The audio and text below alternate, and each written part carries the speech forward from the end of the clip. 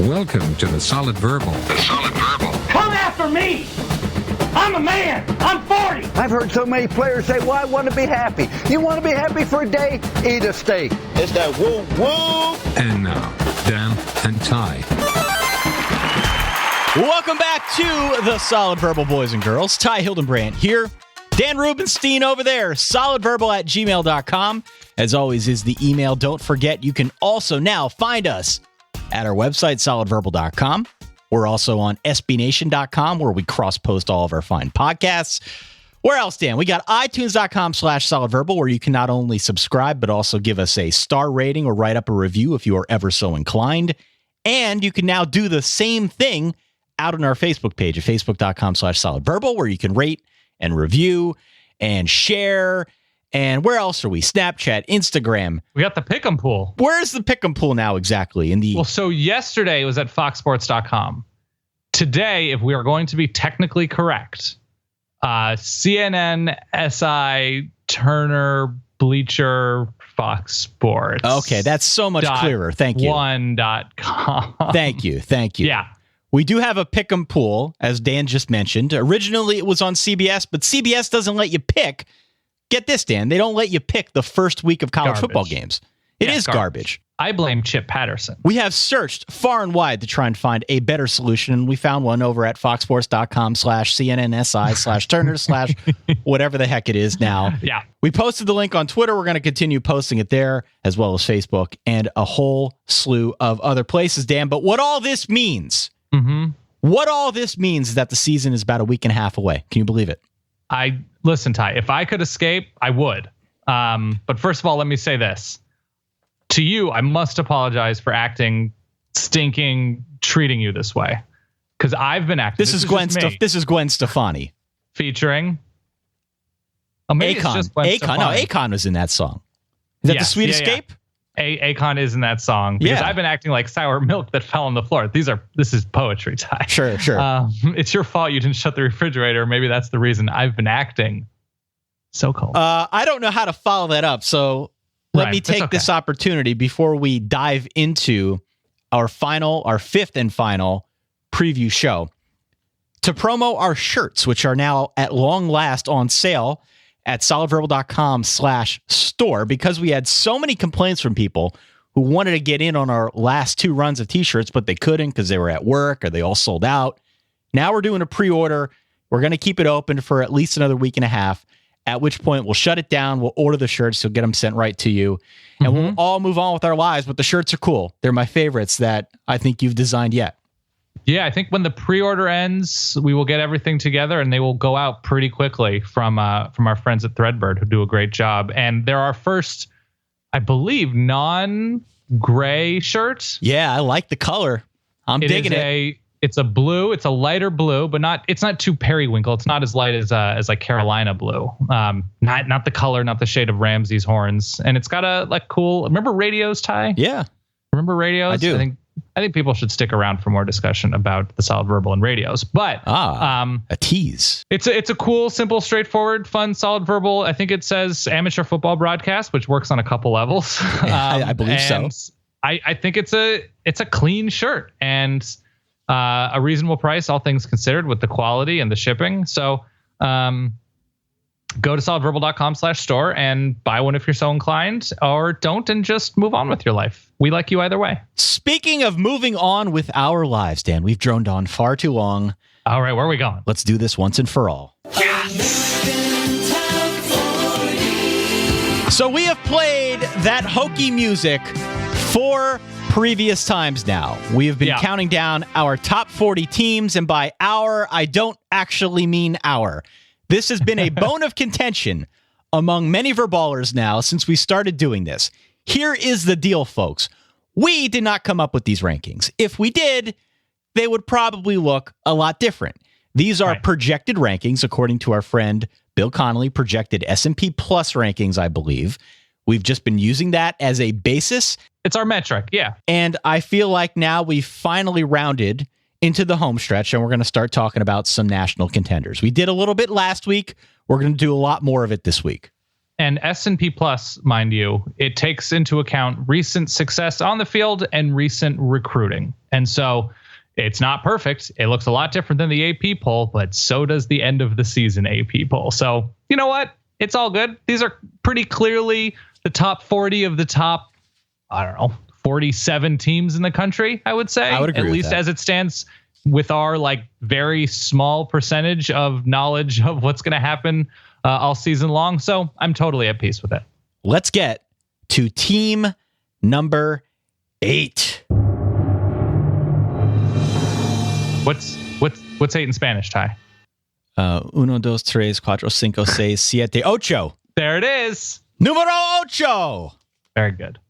The USC Trojans. So listen, when our good friend Marcelo, who has helped us countless times with some of our audio glitches here and there, when he saw that his beloved USC was not in any of our previous 4 preview shows. We've gotten a few tweets about this. He sent us a tweet. We got a few messages from folks asking, did you forget about USC? Shouldn't you have gotten to them yet? So we didn't. Surely they can't be in the top 8. They are in the top 8, at least according to one metric. Let's talk about USC. As you know, this is going to be Clay Helton's first full season. I am not much of a USC football history buff.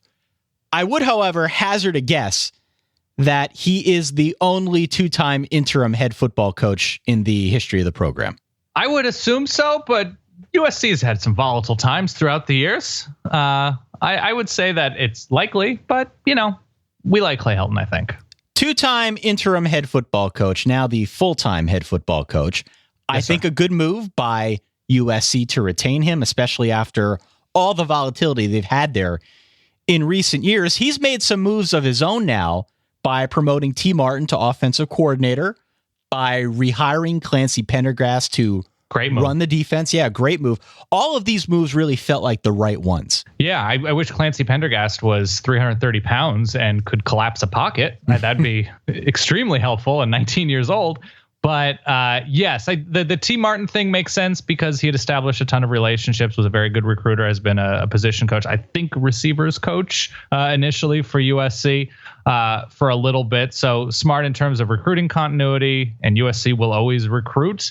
And Clancy Pendergast has been the best recent defensive coordinator, certainly coached at a much higher level than Justin Wilcox did, and runs not a screwy system, but a highly effective 5-2-3-4 type hybrid system that within the next year or two, USC will have the depth to run at a highly effective level and should do at least interesting things this year. So Clay Helton is TBD. The big thing is going to be quarterback, as is the case with a number of schools. But I like where USC is at from everything seems a lot calmer than it has these past few years perspective. How close were you as 18-year-old Dan Rubenstein to going to USC? Extremely. Yeah. I wanted to actually transfer to USC after a year or two at Oregon, which had much more to do with an 18, 19-year-old Dan Rubenstein than it did with the University of Oregon. Glad I didn't. Had a great time at Oregon, but a ton of my high school friends went to USC. I'm sure you had a lot of friends who went to nearby schools that you considered. Do you root for USC? No.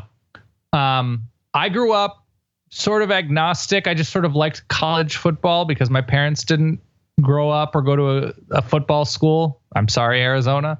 So I just liked watching games. I may have leaned UCLA when I was younger, but that sort of changed when I went to Oregon. Okay. But that said, I did have a particular affinity for watching Reggie Bush. My eyes were just locked in. I couldn't stop. 8 years later, still learning stuff about my beloved co-host here. So, all absolutely. Right, you are correct in saying that it's about the front seven and it's about the quarterback. I'd also throw in the offensive line. Let's start at quarterback, though, because they just announced a few days ago that it's going to be junior Max Brown as the starting quarterback. Not necessarily a huge surprise. He was challenged a bit by a redshirt freshman in Sam Darnold, but it is going to be Max Brown. He's a big guy, like 6'5", 220-ish, a 5-star kid from Washington State. You may remember him as Cody Kessler's backup in each of the last 2 seasons. So He's got some familiarity with the system, very highly touted coming out of high school. They will probably be just fine at quarterback. Just going to take him a little bit to gel with the weapons he's got. And he's got some weapons, which is, I think, something that bodes well for him. Probably the most ideal situation, maybe short of their week 1 opponent, Alabama, for a new quarterback, a new full-time starting quarterback with Juju Smith-Schuster, with an enormous and what should be an effective offensive line for the first time, if they can stay healthy, in a few years at USC. And the running back duo is great. Love Ronald Jones. Justin Davis is very good. It's a great situation we put in, not a great situation when you have Alabama on a neutral site in week 1. But from what I've heard from people that have been at practice and have watched a lot of both of these quarterbacks, Max Brown and Sam Darnold, it's that Sam Darnold has the arm, has the zip, has the athleticism, and Max Brown has been there a little bit longer, can make decisions a little bit quicker, is just more comfortable in the offense, running the offense, and they feel better about him just having control over a game. But I don't think by any means it is his and only his job, no matter what happens. Fair enough. The offensive line in front of Max Brown last year, a bit of a revolving door, if you will, with injuries. Ton of injuries, yeah. As a result, they now have a bunch of guys who have some degree of starting experience, with the exception really of a guy like a Zach Banner or a Chad Wheeler. Nearly everyone else on the line Excuse you, Heisman Trophy watch list member Zach Banner. Excusez-moi. Nearly everyone outside Banner and Wheeler is a 4 or 5 star underclassman. So they got a little bit of experience, a lot of prospect. We will see what they do if they can get it together more so than they have each of the last 2 years, if we're being honest. And then finally, the front 7. Inexperience in the front 7. USC replaces something like 5 of its top 6 tacklers on the line. A couple more linebackers, including Sua Cravens, who was a second-round pick. So, for all intents and purposes, I think this represents a reboot for USC. We'll see what Pendergast can do, what he's made of. He does have a bit of a track record for turning things around quickly, but it's got to be real quick, Dan. Real quick, because you got Bama week 1. You got Stanford pretty early on the road. There are also road games at Utah, at Zona, at Washington, at UCLA throughout the course of the season. That doesn't even count a home tilt against Oregon and Notre Dame. This is a brutal schedule for USC. Yeah, and honestly, the front 7 is inexperienced, and you wish they had a little bit more on the line, the beef up front. But Rasheem Green was a 5-star kid who will be a true sophomore. Cameron Smith, who tore his ACL last year in the middle of the season, was showing amazing things as a true freshman. Always seemed to find himself scooping up fumbles or picking off passes. Was very good. Sort of moved all over the field as a true freshman. Osa Messina was another true freshman who showed a good amount. Porter Gustin. So I really feel like this USC front will come into its own.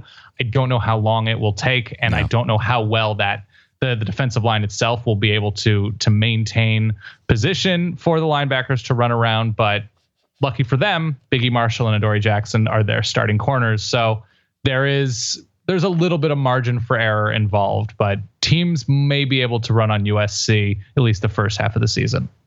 I'm thinking 9-3. I think a loss to Bama, and then maybe they lose 2 games against Oregon, Washington, UCLA, and ND. They go 2-2 against those teams.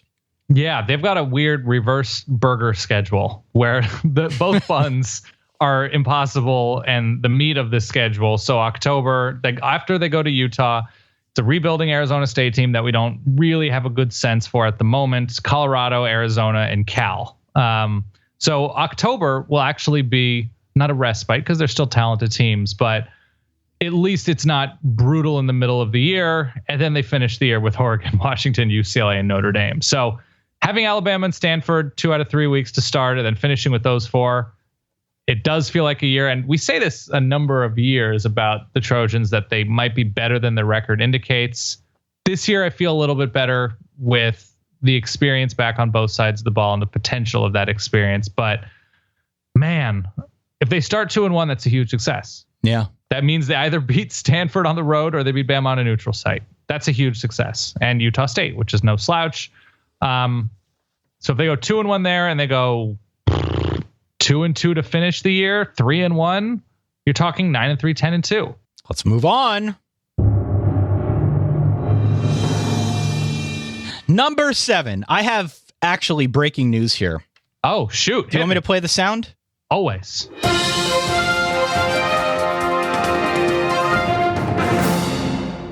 Well, you do a thing though.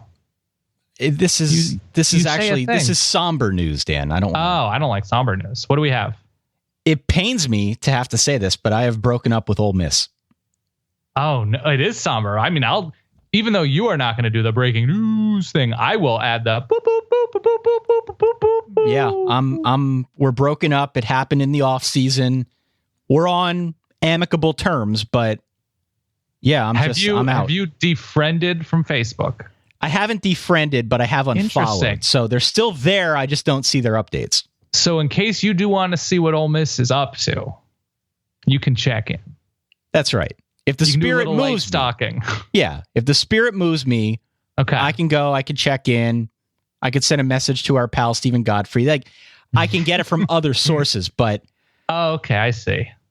We're not seeing each other anymore. Oh man, I think it's going to be too rough to watch Ole Miss games, Ty. You got to give yourself some time. This is a team, Dan, that loses Laramie Tunzel, loses my boy Laquanasaurus Treadwell, loses the Kemdichi brothers. Still without Dr. Bo Wallace for yet another year. Dr. Bo, 2 years removed now. Yeah. That's a lot to lose. They are set up pretty well because of all the injuries they dealt with last year.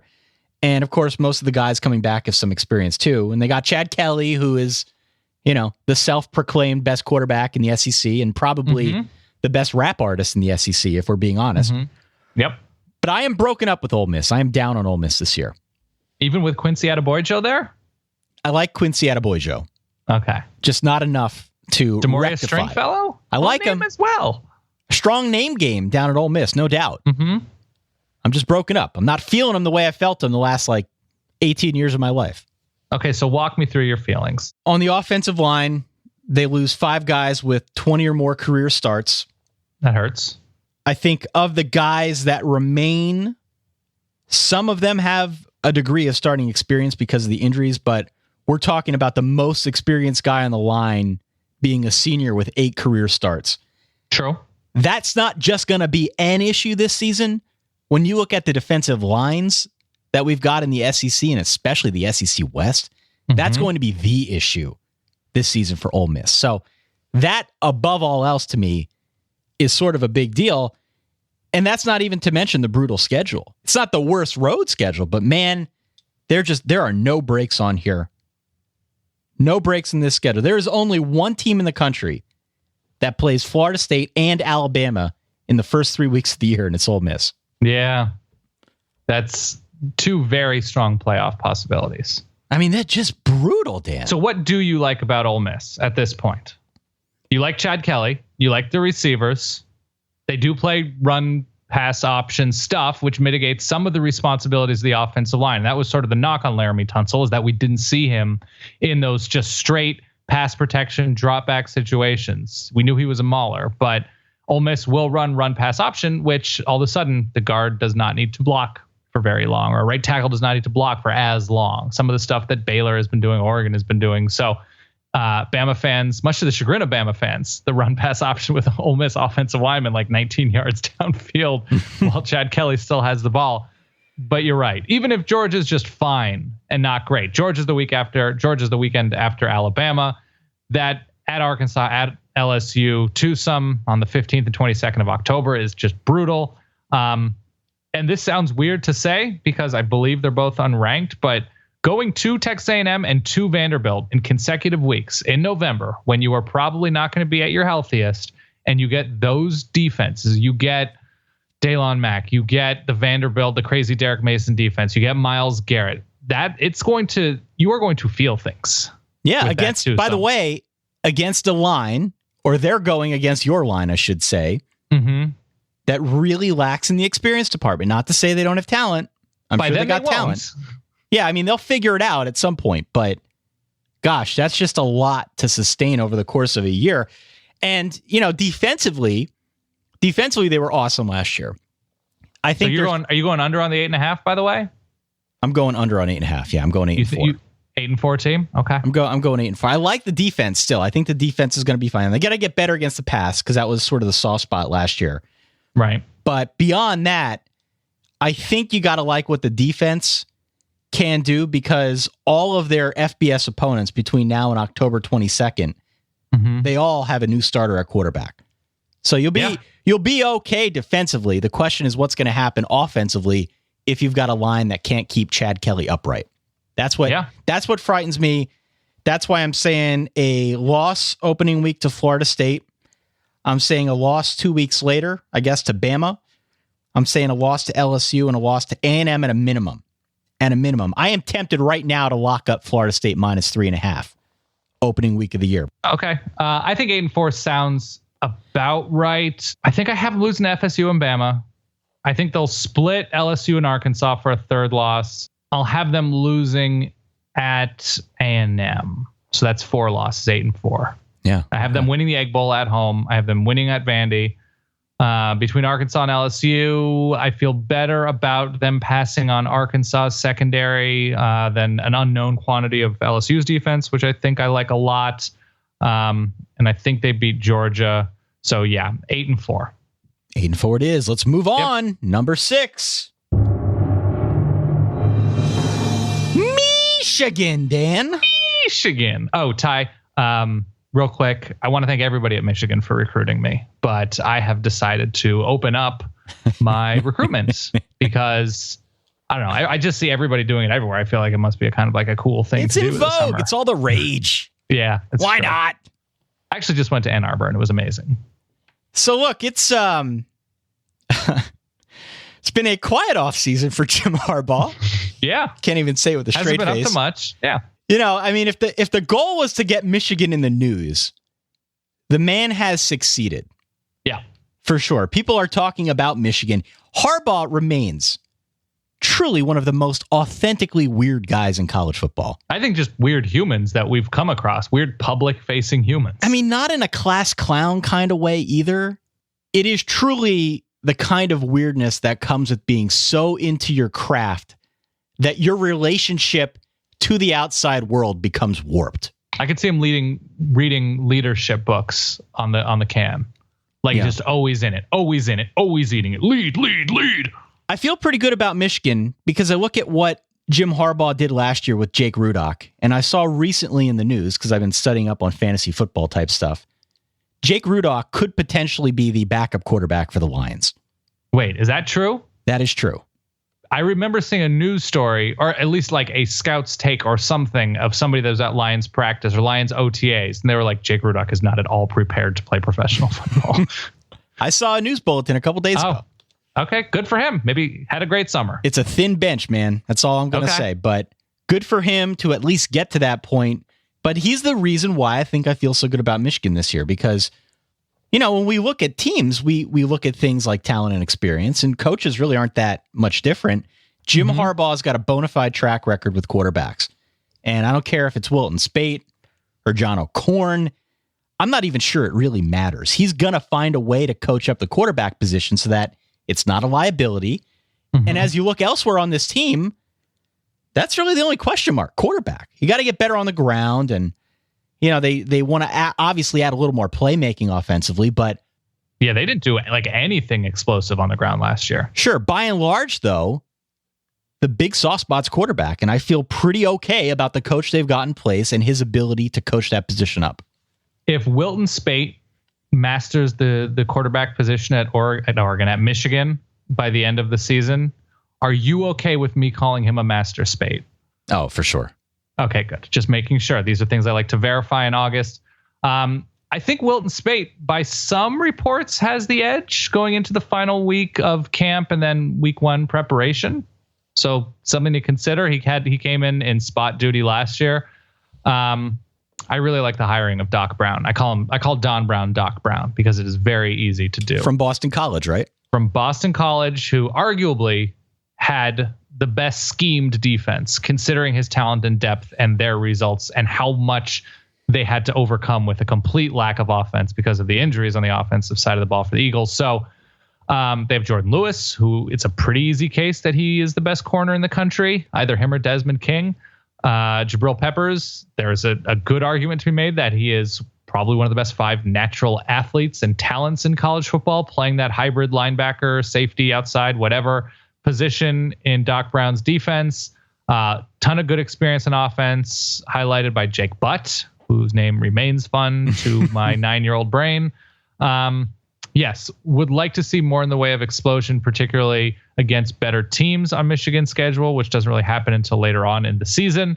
But there's every reason to believe that in adding an impressive recruiting class highlighted by, I think his name is Rashawn Gary, who should get into the rotation along the defensive line. Top recruit in the nation. Top recruit in the nation from, I believe, Paramus, which can't be too far from you. That Michigan will, even if they don't have a better record, will look more sound more often against better teams, which is a huge win. They're going to be deeper and more experienced in their offensive system, and I don't think they're going to take any steps back, if not steps forward, on defense. So I really do like where Michigan is at going into the season. I'm very curious to see if Rashawn Gary gets in there, what kind of impact he's able to make. You're right in saying that he's probably going to find some way to work his way into the rotation, but they lost Willie Henry. Pretty much everyone else is back. Yeah. Including our boy Taco Charlton, who we love on the show. Of course. Add Rashawn Gary to an already talented unit. Very curious to see what they do in the Big Ten if they push some teams around. There isn't a lot to question here, Dan. There really isn't. And that's why I say, if you're going to put a gun to my head, and we will later, not literally, but figuratively, if we're going to make playoff predictions, Michigan's in my playoff. They're in my playoff. I like the line. I like the skill talent. I like the defense. I like the schedule. It's good enough to test them, but not necessarily blow them away. Good enough to validate them. Over under is 10 games. Yeah, I like them to go at least 11-1. So I'd go over. Where's on the Michigan. loss? If there's a loss, it's against Ohio State. Okay, so they're winning at Michigan State and at Iowa. Yeah. It's a weird end of their schedule. The final 5 games at Michigan State, Maryland, who won't be particularly great this year, but they will not throw 7,000 interceptions. And they have DJ Durkin, who knows this Michigan team. They'll be better than they were under Randy Edsall. Yes. They go to Iowa the week after that. They host Indiana, who good teams are just going to struggle with. And they host Indiana. They go to Ohio State to end the season. Yeah. So it's a trick. It is a landmine filled final 5 games. Possible look ahead spot there against Indiana before the Ohio State game. But yeah, coming off a physical Iowa team. Yeah. Right now, Michigan is one of my 4 playoff teams. Okay. Who's their quarterback? I believe it's Wilton Spate. I think it's going to be Wilton Spate, although I desperately want it to be John O'Corn, so every interception can be referred to lovingly as a can of corn here on the show. Oh, see, I want Spate because I want him to be great and be a master Spate. We do have a sponsor this evening, Dan. Oh, speaking of, of stroking. Would you like to be the envy of your group? Always. I've got the inside scoop. I'm listening. On where you can get the latest tech gadgets and fashions and decor for your lifestyle. It's all available right now at touchofmodern.com. That's where you can find it all with the best prices on the web. They will connect you directly with top designers, timeless and unique products that tell a story. Each item, Dan, hand-selected to grasp your attention. All of the best prices. Such a great way. Thank you. All of the best prices online, anywhere, guaranteed. I've used Touch of Modern before. I love it. Touch. I've got the solid wife on Touch of Modern. She loves it. We're going to find all sorts of wall art. Can you believe I still don't have any wall art? Is that true? I didn't in my last apartment. We still don't have one in my townhouse. I was almost positive that by you moving in with a civilized, mature woman like Kate, by mature, I do not mean that she's 77 years old. Correct. But Kate has always struck me as somebody with her life together. She very much has her life together, and she very much has a great sense of style. What happened to you? The wall thing was amazing. I don't know if I've ever said this on the show, and then we'll get back to Touch of Modern and back to the top 8. It looked like you and your former roommate Feldman had just moved in and could move out. If I gave you like 45 minutes, you would have said, yeah, okay, I can make that work. We got a bunch of PlayStation games we need to box up, but yeah, we can make this work. I'm low maintenance. What can I say? It's true. It was great. Touch of modern, Dan. Scour the Modernize globe. those walls. That's right. They find unique design-focused products, all of which will elevate your lifestyle, whether it's a tech gadget or iPhone case, a watch, men's fashion. Literally loads of new sales launching every day at touchofmodern.com. It's the one site you can go to if you want to discover and improve your lifestyle in a single click. So, our listeners can get immediate access to these deals and more when they sign up at touchofmodern.com. That is touchofmodern.com. Dan, do it today. Tomorrow it'll be different. That is how life rolls in the fast lane. Do it. Moving on. Who's next? Florida State, Dan. How do you say 5 in German? Fumpf. Spell that. F-U-N-F. Fumpf. Funf? Yes. Okay. How you feel about the Noles this season? At number 5, or as former Florida State defensive end Bjorn Werner would say, Funf. You like that? That was as good as it gets for me on the fly. We had so much fun with Bjorn Werner. Bjorn Werner. I feel very good about Florida State. They are deep at too many positions. They've recruited so well, especially defensively. The offensive line looks to be as experienced as it's been in recent years, highlighted by Roderick Johnson, who is their excellent left tackle, certainly an NFL quality, NFL caliber guy. They're very deep at receiver, led by Travis Rudolph and Jesus Wilson. It's a question again because of their depth on defense. DeMarcus Walker and Josh Sweat are looking like NFL quality pass rushers at various years. It's looking like if they can figure out quarterback, which is an if, because they open against Ole Miss and without Sean Maguire, I believe it's DeAndre Francois. Starting at quarterback with it's JJ Cosentino is the only other on the roster scholarship quarterback that's healthy. If they can figure out decent play from quarterback, and under the radar, their linebacking situation isn't great, but there's talent there, just not a ton of experienced playmaking ability at the moment at linebacker, with Matthew Thomas coming in and out of the Florida State program. If they can get that figured out, they're filthy deep at corner and defensive back. They should be able to stand up to the better quarterbacks in the ACC and on the non-conference part of their schedule. I don't think I'm including Luke Del Rio in that conversation. That's fair. Yeah, don't do that. But the fact that they host Clemson, Ole Miss is on a neutral site. They're not going to Oxford. To Louisville will be tough to play in the PJ, the Papa. Is that what we're calling it now? The Papa? The Papa. Come to Papa. Please don't ever say that. Sorry. And they go to Miami, which should at least look more together. But all things considered, schedule's good. The experience is really, really good.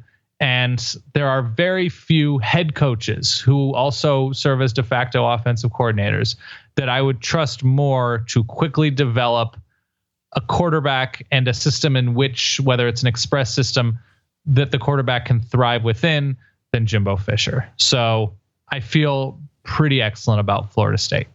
Yeah, DeAndre Francois, by the way, the number 3 pro-style quarterback in the class of 2015. Cannon. Yeah, Cannon. He's got a cannon.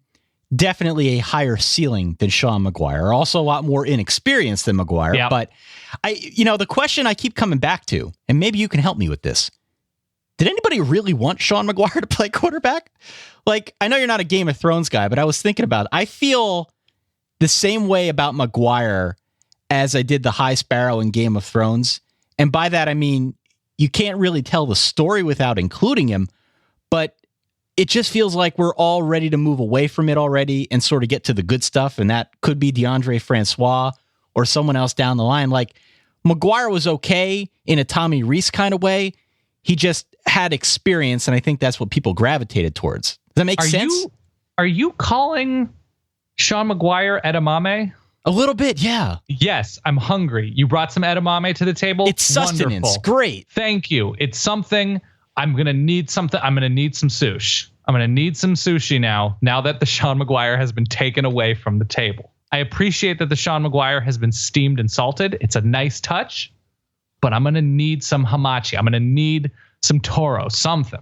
Just need That's like what you're a saying. little ground cumin or, some Old Bay, something to liven up this Maguire plate. But Okay. he doesn't really stoke the flames for me the way a DeAndre Francois That's fine. or anybody else on the roster could. Okay. I think Francois is going to be really good. You are correct in saying that Jimbo Fisher can spin up a quarterback, can spin up an offense in almost no time. He's so good at this. I can get behind Florida State. I'm doing my best to temper expectations, but I still feel like this team is somehow underrated, and I'm not sure how that's even possible. I think it's a quarterback thing. It's probably a quarterback thing, but look, you mentioned Josh Sweat, DeMarcus Walker. We talk a lot about A&M having the best defensive line in the country. How about Florida State? They're going to generate a rush. They're going to be solid up the middle. I guess you could say that the linebacking core will be less experienced with Reggie Northrup and Terrence Smith gone. Right. But it just feels like there's a ton of talent there to fill the void as well. They are going to be fine. They're going to be awesome in the back with Derwin James. I don't know how they replace Jalen Ramsey, but again, I feel outstanding about this defense. This team's good enough to go unbeaten.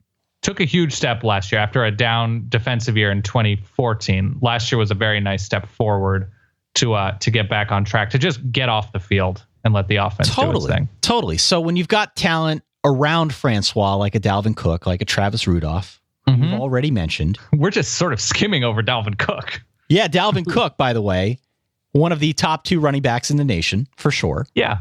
Depends on your preference, but he's one of the best. He's going to be in the NFL next year. Probably will get his hat in the Heisman ring at some point. I just like their offense. I like their skill talent enough that the quarterback doesn't make much difference. I think they beat Ole Miss first week of the year. Okay.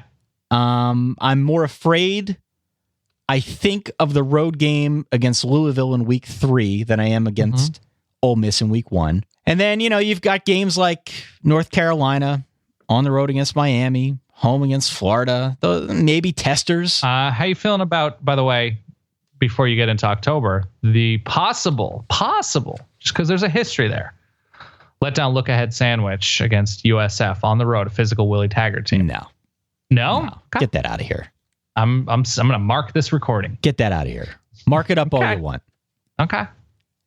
The tester, the real tester, the make or break game is Clemson in late October. And after looking at all of these teams, I think I like Florida State more than Clemson. Okay. Their floor is 10-2. The ceiling is probably 15-0. Okay. Man. They're a playoff team for me.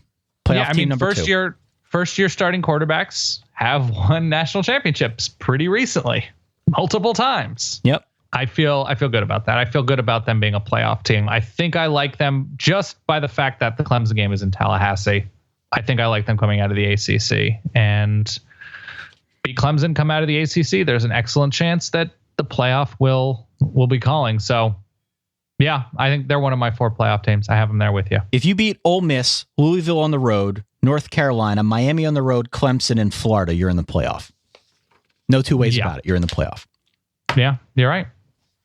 Florida State's in the playoff for me. They win the ACC. When you're right, Ty. Let's move on, shall we? Let's do it. Number 4. How do you say 4 in German? Vier. Vier? I spell that. Vier. Vier. Vier. Yes. Okay. Oklahoma Sooners, Dan. Yep. Another team I'm kind of breaking up with. We were never together. But are you hooking up with Oklahoma behind my back? I don't want to say. Okay. Not in a public forum. I don't like Oklahoma nearly as much as I thought I would. Have you had a chance to look at this team in more detail? I have. They lost a bunch on defense. You saw what happened when, I think it was Charles Tapper who went down against Clemson. That the depth of up front isn't exactly where it should be to year in and year out compete for both the Big 12 and on the national level. That said, the pairing of Baker Mayfield, that backfield of Samaje Perine and Joe Mixon, with Lincoln Riley, and though he did take some time to sort of get into a rhythm last year with the offense, there's a lot to like. But I don't think it can be overstated how much Sterling Shepard gave to the Sooners. You're taking the words right out of my mouth. Go ahead, keep going. This is great. In a land, in a time, in a world, a very very few consistently go-to receivers across the country because so many teams are putting so much talent on defense. Sterling Shepard was pretty much always open, or even if he wasn't, always catching the ball. Yep. And when you have that type of security valve, it cannot be overstated how much easier one's job as a quarterback is. And in this case, Baker Mayfield, who I think is extremely talented, but life becomes a little bit more difficult. Yeah, I mean, he targeted Sterling Shepard 117 times last year. And there is no doubt in my mind he is going to miss it. You're right. Sterling Shepard was awesome at getting open. Wasn't the fastest, wasn't the most physically talented. He was just good at getting. Yeah, he was just good at getting open. This means now that D.D. Westbrook is your number one receiver, and he's going to be fine. He was fine last year. The problem is, who's the number two? I can tell you one thing, it ain't Geno Lewis. I am familiar with Geno Lewis's work. Dating back to his time at Penn State, I can tell you that his 45% catch rate last year showed you exactly what he's about. That's as good as it's going to get for Geno Lewis. Okay. I don't like that they lose Eric Stryker on defense because he led the team in sacks and tackles for loss last year. You combine that with losing Dominique Alexander, the linebacking core. As a result, I think looks inexperienced. Not feeling it. You mentioned Tapper, Charles Tapper, that is. He is gone as well. He was second on the team in sacks. There is a lot of talent in the front seven for sure, but a lot of production, Dan, walking out that door. The best teams do lose production every year. And I'm not necessarily ready to say just because Oklahoma loses great players, they're not going to be good or great or excellent, whatever. But we did get a sneak preview of that in the Clemson game against. They won't play a team like Clemson in the Big 12. They just won't. That talent level, that consistency, that depth. But if we have them at number 4, so we have concerns about Oklahoma within the context of them being number 4. Yeah, I do. Because Clemson loses a bunch up front, right? We have them ahead of 4. Yeah. Alabama loses a ton up front. Have them ahead. Clemson and Oklahoma are more alike than they are different this year in terms of turnover, in terms of attrition. And we'll get to Clemson next, not to give away the game here, but we're talking about the front seven. No more Zach Sanchez.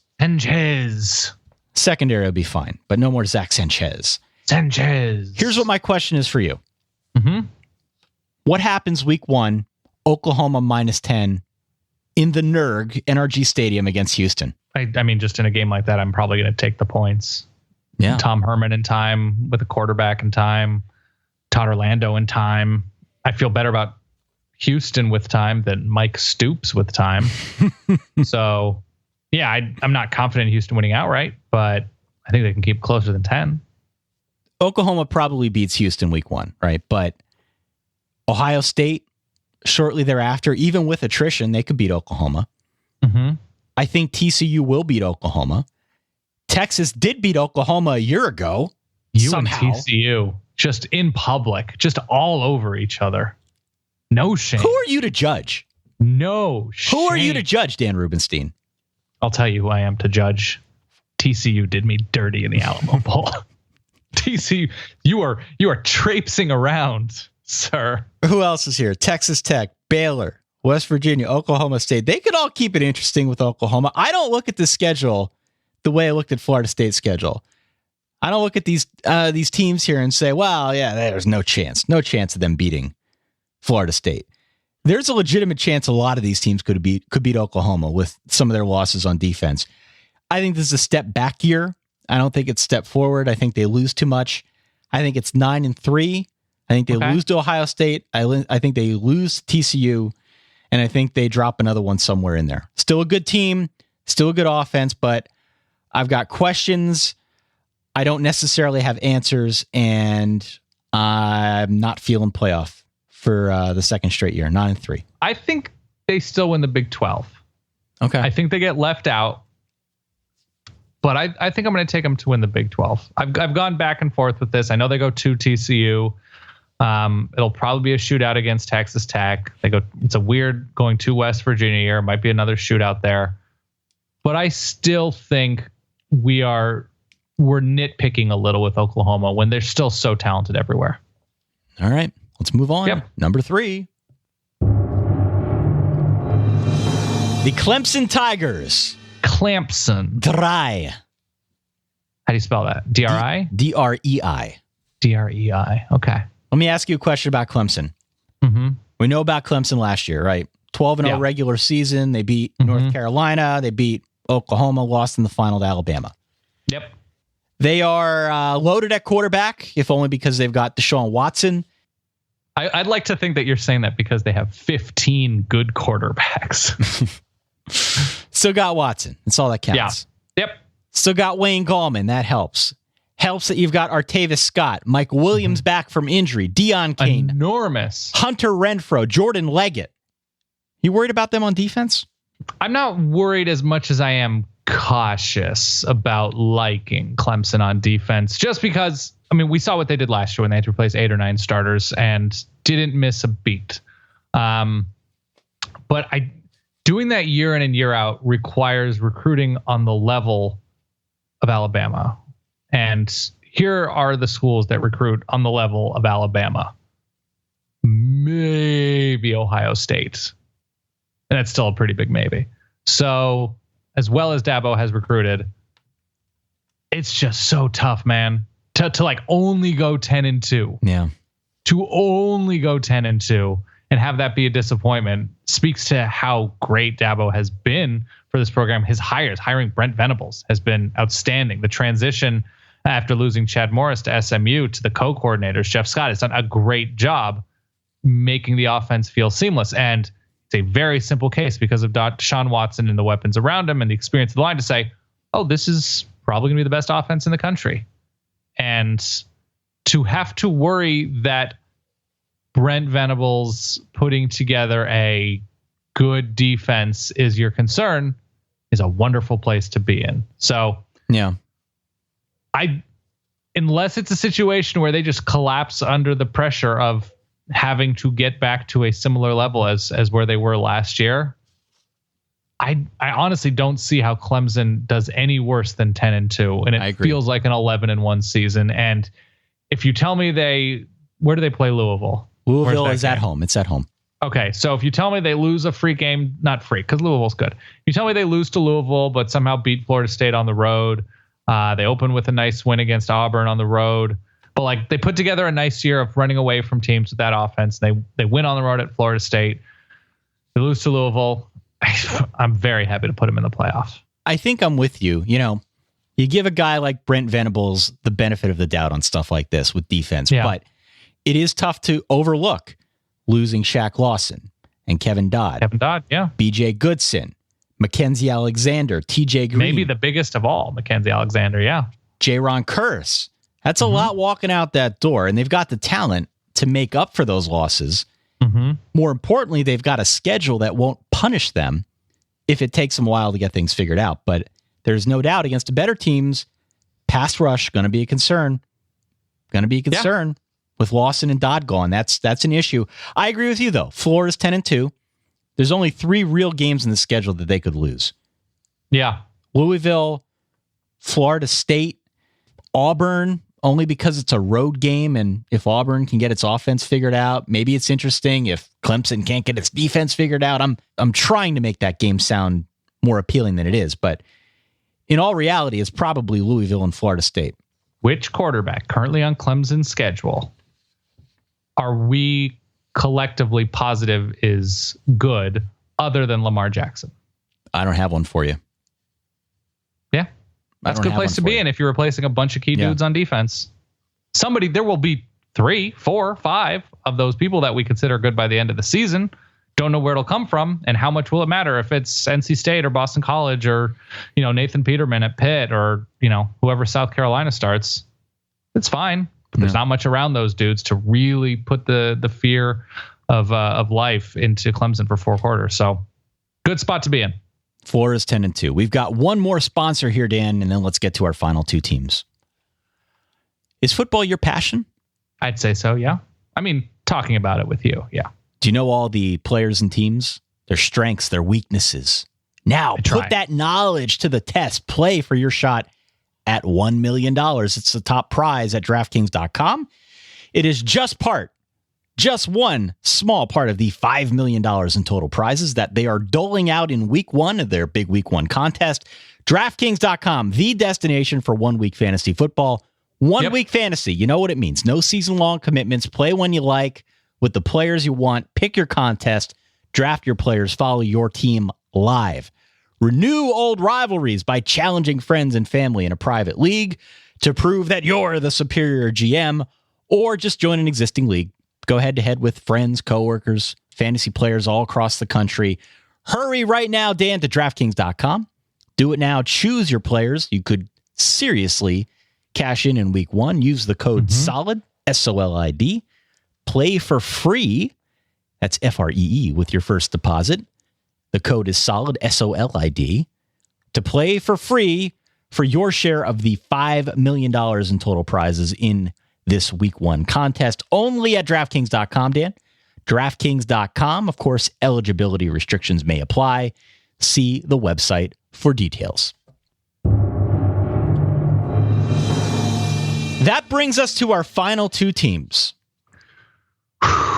Lehigh and Lafayette. And man, am I torn between these two. Okay. Why is that? It's kept me awake at night. Okay. Number 2 here is LSU. I'm going to read a quote for you from Bill Connolly. He says, the vibes around the program are confusing, but on paper, LSU is ready for a run. Okay. Brother Bill, I will say that wiser words have never been spoken, Dan. Is that not exactly how you feel about LSU? Yeah. I mean, there's a ton to like a lot about LSU, and year to year, it's just become hard to trust them. Yeah. LSU is the online dating profile that checks every box, but when you meet them, there's no spark. Yeah. Yeah. There's always something missing. I spent all offseason trying to figure this out, how I feel personally about LSU. I can't find any stats, can't find any players or coaches, anything that can illustrate it. I just don't have the spark, man. Okay. Last year, they were going along fine till the Bama game. Yeah. And then they hit Bama, and it sets the whole season into a tailspin. They nearly fire their coach because they lost 3 in a row. There are 2 ways to look at it. Bill sort of took the approach, the optimistic view, right? And he said, well, it was just 3 games. They were great otherwise, but it was 3 games. 3 games, big deal. Don't fire your coach, 3 games. The skeptical Ty would look at that and say, well, yeah, they were just 3 games, but they were the best 3 games in the schedule. So if you can't play against the better teams, how are you going to do moving forward against other good teams? Right. I don't know how to feel about that, Dan. What do you make of that? LSU has one of the most talented single players in the country in Leonard Fournette, if he's healthy. I know he's out of his walking boot and running, which is terrific news because he ran for almost 2,000 yards last year, I think, if you include the bowl game. I think I like Brandon Harris a little bit more than you do. I think some of his struggles last season was a product of some offensive confusion, him trying to do too much at times and rely just on pure talent rather than having a system in place, which is not on him. Because if you watch him, and I did go back and watch a number of extended highlights, extended drives, stuff that LSU was doing last year, he showed a good amount. It was just, first of all, the Alabama game was pretty atrocious. Yeah. And that's somewhat excusable. I know, I think it was our friend Jake from in the Valley Shook. Doesn't like when we talk about Brandon Harris and LSU's offense, but likes us otherwise, I hope. But yes, he gets a little bit sloppy with his footwork. He gets a little bit sloppy trying to do too much, but the talent is there that if he and Cam Cameron are in sync, the receivers are there. The running game is there to take advantage. I would like to see them be a little bit more aggressive on running downs, throwing the ball. I'd like to see them go for it a little bit more because they have the talent to succeed. Near the end of the season, I mean, the game against Ole Miss needed to be a little bit more accurate. He should never be throwing the ball 50 times a game. But he did to bad teams or average teams what decent quarterbacks do. So I think you're right in thinking that if Brandon Harris can take the next step with Cam Cameron, that he can be not only above average, but a reliably good SEC quarterback, which would be a huge win for the Tigers in their quest to go 10-2, 11-1, which appears to be their ceiling at the moment. Let's talk a little bit about defense. The entire team is back from a year ago. There's some injuries, but yes. Yeah, they lost Deion Jones to the Atlanta Falcons. He's playing in the NFL now. Yeah. But that's about it. And guess what, sir? Dave Aranda now takes over for Kevin Steele as defensive coordinator. Listen, when you give Dave Aranda these kind of toys, Dave Aranda turns into Super Saiyan Dave Aranda. Yeah. Gone are the days of Dave Aranda at Wisconsin. With these toys, he is now Dave effing Aranda, okay? Okay. Henceforth, you're in. He is Dave effing Aranda on this program. Okay. I'm excited about this defense. I think they're going to make it really hard for opponents to score points. The question is Brandon Harris. Yeah. Leo Fournette is a superstar, and he's going to carry LSU to the brink of the playoffs. He just needs a little help. He needs that arm of Brandon Harris to actually get him there. And that's what it comes down to. There are a couple games in the schedule where Fournette could conceivably be curtailed. And, we saw it last year against Alabama. It could happen this year against Bama or Florida or A&M. Can Brandon Harris come through in a big spot against an elite defense? Yeah. Last year he couldn't. Can he do it this year? Maybe. So I see this as a 10-2 at worst team or 15-0 at best, if you know what I'm saying. Wow. I'm going to give you an over-under that has nothing to do with wins. Over-under 1.5 starting safety Jamal Adams flops. Over. When he gets up in a receiver's face after an incompletion, the receiver gets in his face, and all of a sudden, because their face mask touched, Jamal Adams falls to the ground. Over. I'm going to go over as well. I feel good that he is going to take the next step because he's a good player, but as a flopper, Jamal Adams, I feel good about that. Where do you find LSU? Where is LSU? Baton Rouge, Ty. That is where you can find LSU. What's LSU's record at the end of the year? Okay, so their over-under is 10 games. I'm going to push it. I'm going to go 10-2. I don't see how the offense has it together for 11 or 12 games to the point where they can outscore somebody if they need to outscore somebody in a shootout. But no, I think they're together and better. All right, and finally, here we go again. Can we our Alabama preview just be like, yeah, they're going to win it. Cool. If you'll recall, it wasn't all that long ago that a few respected writers announced the death of the Alabama dynasty. I would say a few writers. Yeah. Thank you. But from those ashes, Dan, rose a new crimson tide, a crimson tide unencumbered by human emotion. It was like Neo becoming the one. Roll Tide. Zombie, yeah. And they did become the one. They beat Clemson. Yeah, they did. To quote the wise prophet Shania Twain, they're still the one. Zombie Alabama. Roll Tide. Rolls once more, Dan. The conventional rules of football gravity need not apply. By the way, that little blurb there was the only thing I've actually jotted down. I wrote that on my lunch break today. I was so proud of that. I was hoping, on top of all hopes, that you were going to say, to quote Shania Twain, man, I feel like a woman. But you didn't. Alabama is still the one. Yeah.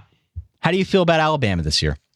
I feel wonderful about Alabama because what is there not to feel wonderful about? Even quarterback, they're choosing between four, at the very least, capable people, with Blake Barnett and Jalen Hurts having the athletic edge, I would say. And Jalen Hurts has reached a point, per some reports, that like, how do you not play him with what he's able to do and picking up the playbook as he has? So I feel good because they've won and been to the playoff with first-year starting quarterbacks these past couple seasons, whether it be Blake Sims or Jake Coker.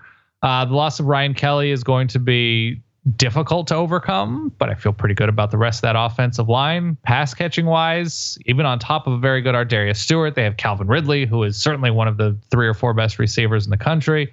OJ Howard had a breakout game against Clemson, and he decided to return wisely to increase his stock and productivity within this offense. Lane Kiffin seems to have figured out how to succeed in getting his best players the ball.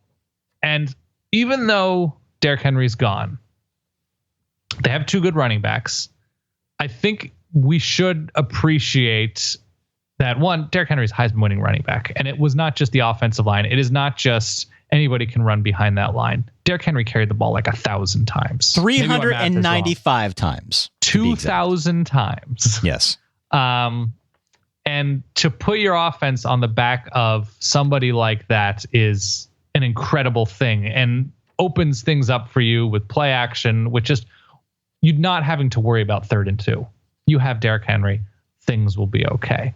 So defensively, they lose a bunch of talent up front, but all the guys starting this year were in the rotation last year. Jonathan Allen decided to come back. Tim Williams is so good on the outside at the sort of rush end spot. Reuben Foster steps in for Reggie Ragland. It should be relatively seamless. In the back, there's all sorts of experience. Minka Fitzpatrick, Marlon Humphrey. I'm just not all that worried, even with the loss of Kirby Smart and Mel Tucker. Jeremy Pruitt has the experience in the system, comes back. Life is good. Life is good if you're an Alabama player, fan, coach. Everything's fine. How crazy is it that you can lose your starting quarterback? You can lose Derrick Henry. Mm-hmm. You can lose Ryan Kelly to graduation and Jaron Reed and Ashawn Robinson and Reggie Ragland. Most teams can't fill all those voids at once. Most teams never get an opportunity to have a player on the caliber of any of those guys. At once. History would not only indicate that Bama can take these losses in stride, it would also indicate that they can be better. They can be rebuilt and made stronger. And that's kind of what I see when I look at these previews. It's incredible to me to lose all of that talent and still read things about Alabama having a terrifying pass rush, maybe better than ever before. Yeah. It is truly a work of art for Nick Saban. The Alabama preview reads like a physics lesson. The whole rule of inertia, the object in motion staying in motion. Basically, according to our friend Bill, Big Bill Connolly, unless something really bad happens and a few guys get hurt along the line or in the defensive backfield, this team's just going to continue in motion. And that really, truly is what's scary if you're rooting against Bama. If your best hope is for guys to get hurt, A, you don't really want to root for that. Right. And B, it sort of feels like it's over before it starts. And that takes the fun out of it. But at the same time, it is a work of art for Nick Saban. The schedule is not easy. I don't want to overlook the schedule. They've got USC in week 1. They're on the road at Ole Miss, at Arkansas, at Tennessee, home against A&M, at LSU, at Auburn. That's not an easy road schedule, but still you look at it and you say there are really only 2 teams on here. In my opinion, they're Tennessee and LSU. The 2 road games there are really the only 2 that I feel like this team is capable of losing. So again, I say floor 10-2, ceiling 15-0. For what it's worth, Cooper Bateman took snaps with the number 1 offense today as we record this. Okay. Hasn't been named starter, but Cooper Bateman, maybe it's a rotation thing. Everybody gets a shot to see what they can do with the number 1 offense, but there you go. Cooper Bateman taking the latest number 1 quarterback snaps with the team. I went back and forth a million times, by the way, on Alabama and LSU in the SEC. I think it's entirely possible that both teams have a loss or 2 and still that one of them goes to the playoff. These are 2 high-level, outstanding college football teams. The game that they play, I believe in October, will be can't-miss TV. I'm just going to go with Alabama here. I really wanted to go with my heart and say LSU because they've got so much coming back. But it's in Baton Rouge this year, right? It's in Baton Rouge, yeah. But Alabama's got the track record. Alabama's done it before, despite having to fill these voids. I'm going to give the nod to Alabama. I'm going to put them in the playoff. I'm going to give them the SEC again. I have them winning the SEC, have them getting to the playoff and probably winning the playoff. Who are your 4 playoff teams, Dan? Alabama, Florida State, Michigan, and I'm going to go Washington.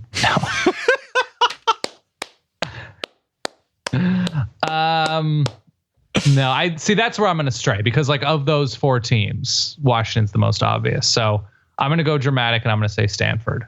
Okay. Makes it. Oklahoma wins Big 12, does not get in. Stanford has a very nice season with somehow what is looking right now to be a pretty brutal schedule. So there you have it, man. 40 down. We do have one more. We never take requests we shouldn't take requests, but two people, I believe it's Ryan and Kelly. Yes. Coincidentally, after we said Alabama's going to miss Ryan Kelly, they want to know our thoughts about Kansas State. So Jesse Ertz is back. That's a good thing. Yeah. They might have a quarterback. Secondary was not so great last year. Supposed to be better. Was not great. They have somebody with a really long, good first name. I think up front on defense. This is our most detailed preview yet. Char-Michelle Moore. Yeah. I found it. Char-Michelle Moore. So are we due for a resurgence of Kansas State? If they have a healthy quarterback, they're replacing a lot on the offensive line. Yeah. They have a decent influx of talent coming in at receiver. They've struggled to run the ball in recent seasons, which is very strange to say about a Kansas State team. We're talking Colin Klein, Ty. We're talking Colin Klein-led program for a good amount of time. They go to Norman. They host Texas. They go to TCU. They go to Baylor. They host Oklahoma State. So it's just sort of even. They open the schedule on the road against Stanford. Can you find 8 wins on this? No, 8 wins. Can you find 7 wins on the schedule? So right now their over-under is, if I had to guess, 6.5, 5.5. Okay. Florida Atlantic a win. Missouri State a win. Mm-hmm. Iowa State probably a win. Kansas a win. Okay, so you're at 4. So you got to find me 2 wins to get me over that hump. They host Texas Tech and they go to West Virginia. Can they split that? I mean, you could probably beat Texas Tech. Okay, so we're at I'm not 5. too high on Texas Tech. Okay. We're at 5 wins. Man, I don't know. I don't know if I go higher than that. I'm sticking at 5. That's tough. I'm gonna go 6-6, Ty. There's just something about the Little Apple. Little Apple magic, Ty. I've called it before. I'll call it again. We've now done 41 teams. The School of Rod Pricks. I'm sorry. I get emotional. 41 teams down. Yeah. We are ready for the season. Next Wednesday, we're going to release our week 1 preview show. We will talk about a plethora of awesome games in week 1, games that we have discussed here and there throughout the course of the last 7 months or so. Arguably the best week 1 in recent memory, certainly since we've been doing this podcast, dating all the way back to 2008. I am excited to get in the swing of things and start talking some real, actual college football with you, Mr. Rubenstein. Yeah, as am I. And I'm excited to talk college football with you and do a show as listened to by David Maggiore, Matt Neff, Chris Howell, David Fulton, Margie. Oh, I like this name a lot. Margie Chincha Assam, Sam Raz, Therese Garza, Sean Davis, Scotty Peary, my guy Gary Olson, Big Money Rob. You say Gary Oldman? Gary Olson and Gary Oldman. Okay. Commissioner Gordon himself. The Emo Ag, M. Colvin 52, Superman Robbie, and how do we forget? Multiple Olympic gold medal winner, Michael Johnson. Michael Johnson. Or some other Michael Johnson who is very supportive and we like. Who else will be listening to us this fall, Dan? It could be you. We have partnered, and it's been a very easy partnership, and we're very excited to partner with SB Nation Radio. And as you know, SB Nation Radio, formerly known as Yahoo Sports Radio, is now a thing, and in all sorts of markets all over the country. And they really wanted a college football show and contacted us and say, hey, can we be cool pals and do college football radio together? And we said, what's the catch? And they said, well, we would pay you money. And we said, that sounds wonderful. And so we are going to be, it's sort of a separate show because the timing is a little different than our rambling style on our podcast. But most notably, it'll be Saturday mornings during the season. So if you happen to find yourself in a car and you forgot to load up your podcast, or your car doesn't have podcast capabilities, check to see if your local radio market has SB Nation Radio. I believe it's in, hundreds of markets. Hundreds of markets. So we are going to be in a good number of them. And it's a cool way to spread the word and a cool way to do our show for people that perhaps are more driven towards terrestrial radio. Will I still do my voice like this? I don't know, because we will not have as much time. So extremely excited to partner and get rolling with SB Nation Radio. Stay tuned for more information on that on our website. Don't forget, you can also go to our website, solidverbal.com/store if you'd like to support the show. Buy our fall 2016 shirt, which Dan has so elegantly designed. It's my favorite. You can buy one for $25. It includes shipping and handling. It will be on your doorstep in a couple of weeks. Also, if you are the type that likes to get in on a free pick'em pool, where you can play for a free shirt, probably a free spring shirt by the time the pool is said and done with. True. Just go on out to our website or to our Facebook page or to our Twitter and look for the link. It's over on foxsports.com. The group name is The Solid Verbal. It's free to join. You pick 10 games each and every week against the point spread. I will pick those games. I'll do my best to try and pair those up as closely as I can with the games that we actually discuss here on the program. Sound good? Beautiful. I love that. All right. So there you have it. USC through Alabama. My playoff 4 is Florida State, Michigan, TCU, and Alabama because I just can't get enough of TCU. And yours is going to be Florida State, Michigan, Alabama, and Stanford. On that note, for that guy over there, Dan Rubenstein, for myself, Ty Hildenbrand, thanks again for bearing with us through the long, cold doldrums of the offseason. We will see you in a week. Let's talk some football. Stay solid.